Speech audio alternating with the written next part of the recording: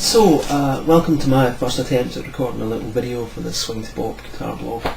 Now, in the first few posts over the last couple of weeks, I've talked a little bit about basic chords, mostly looking at the major chord, and I've looked at a few inversions, how you play the same chord with the third on the bass and the fifth on the bass. So, taking your G, you can play it like this, or like this.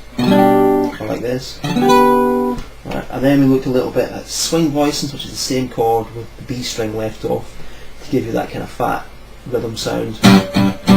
So,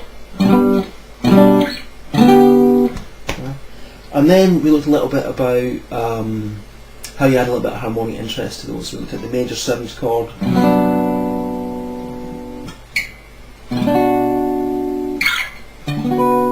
like this.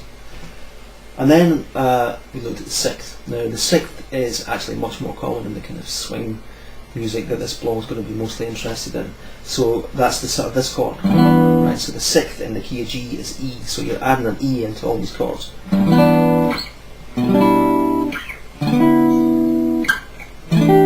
So these are all different inversions of G6. So that gives you your basics, the chordal basics that you need to play comp or to sort of play the swing backing for a single major chord sequence. So you can play, you know,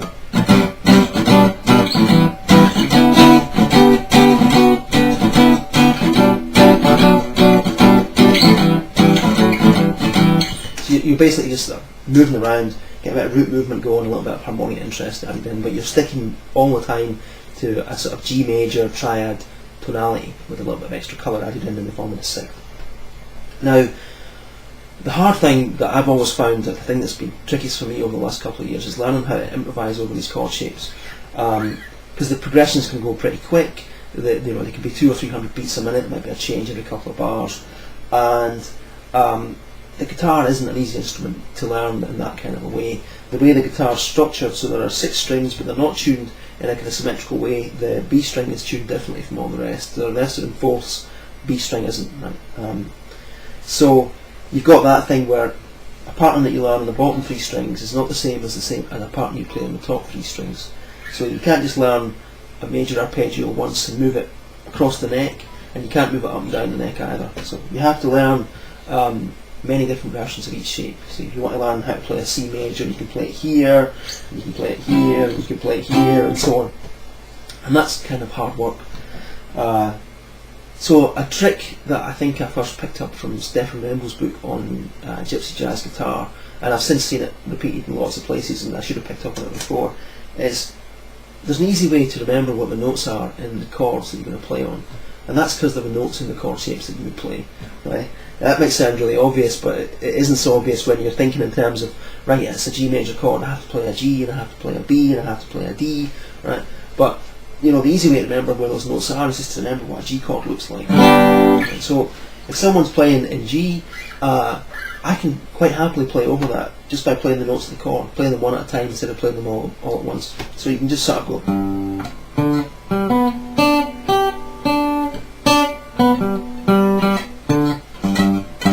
So as up and down the chord there, I didn't change and go up and down in different orders. That was just the notes of the chord from top to bottom, with a little bit of rhythmic interest added in, you know that.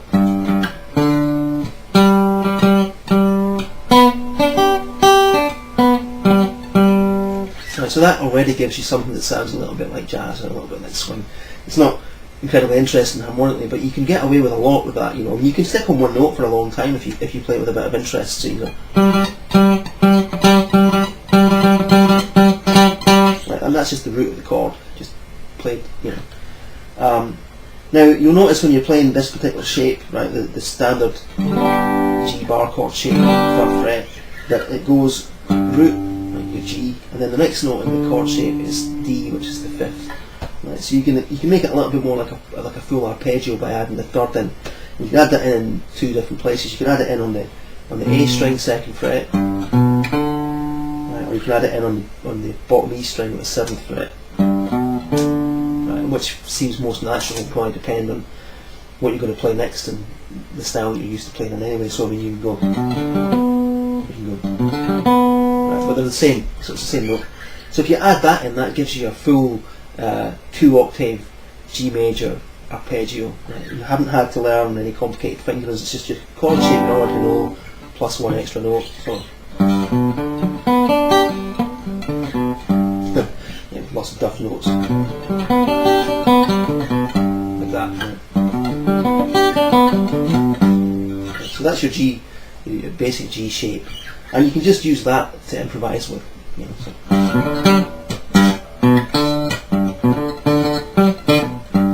Like that. But if you want to add in a bit more harmonic interest, the easiest place to start is with the extra notes you already saw in the chord. So you can add in the major 7th, which is S sharp, and you can add in the 6th, which is E. Right? So those two notes added into that chord shape you already know, right? So you can play them in a few different places. You can sort of go up the chord shape, and then when you get to the B string, add the 6th in. So that's the note E, right, 5th fret, B string.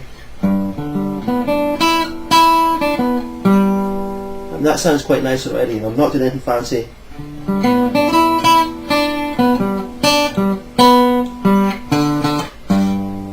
Like that. You can add in the F sharp, so you can add it in here, or even here. Right. So